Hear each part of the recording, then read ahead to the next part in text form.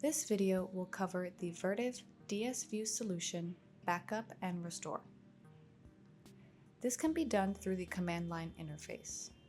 Once you've logged in to the appliance CLI, you can enter 5 to select the Backup and Restore option to perform the following functions. You can perform a backup to a local or remote server, configure the retention policy to preserve storage space, configure a schedule for backup automation, view a list of all backups in the management platform system, delete a backup, and restore a previous configuration of the management platform. To create an on-demand backup, follow these steps. First, from the Backup and Restore menu, enter 1 for the local option if you wish to backup the management platform locally, or enter 2 for the SMB option if you wish to backup the management platform remotely. Next, a list appears and displays the number of backups retained, the backup schedule, the backup status, and the restore status. If you wish to save the backup to a remote server, you must first configure the SMB or Server Message Block host in the CLI. The SMB protocol must be version 2.0 or greater. To configure the SMB host server, first, from the Backup and Restore menu, enter 2 for the SMB option. Next, enter 1 to select the Configure option, then enter 1 to select the Configure SMB host option. Then enter the IP address, username, password, and directory path for the SMB host server.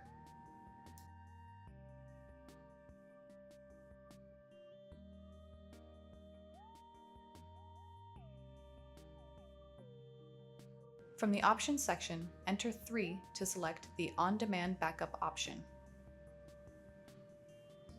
Enter Yes to the following message. Create a new backup of the current system state, yes or no. The backup status line will indicate that it is in progress. You can press Enter to refresh the screen.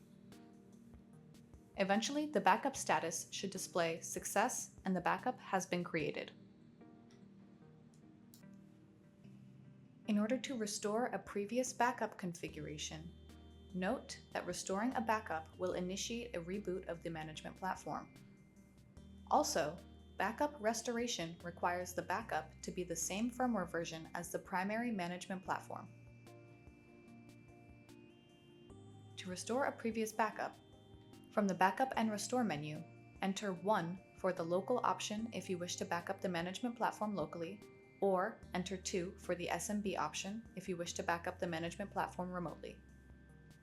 Enter 5 to select the Restore option. An index of deleted backups should appear. Enter the appropriate number of the backup you wish to restore. Enter Yes to reboot the management platform. Once the system comes back online, the backup has been successfully restored. In order to delete a backup, from the Backup and Restore menu, enter 1 for the local option if you wish to backup the management platform locally, or 2 for the SMB option if you wish to backup the management platform remotely. Enter 4 to select the Delete Backup option.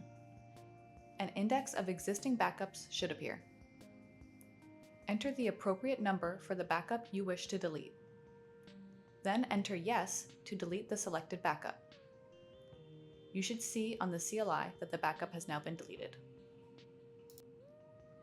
In order to configure a schedule for backup automation, from the Backup and Restore menu, enter 1 for the local option or enter 2 for the remote SMB option.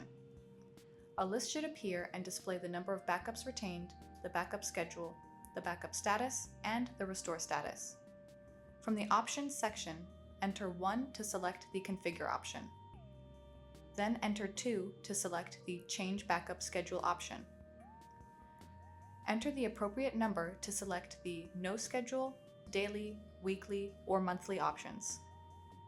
If you select the No Schedule option, you will be returned to the Configure menu. If you select the Weekly option, select which day you wish for the backup to begin. If you select the Monthly option, enter the day of the month you wish for the backup to begin. Next, enter the time you wish for the backup to begin. You should see a message stating that the backup has been successfully scheduled. Please note the following information and limitations about the backup and restore capability of the management platform. The backup and restore feature does not support backing up one management platform and restoring it on a different appliance. If you have custom SSL certificates and the primary management platform's IP address changes, you will have to replace the certificates for the management platform. If you perform a backup and restore of the appliance to a different host, the system licenses will become invalid and the hardware will fail. A maximum of 5 local backups can be retained at once, whereas there is no limit on the number of remote backups you can retain.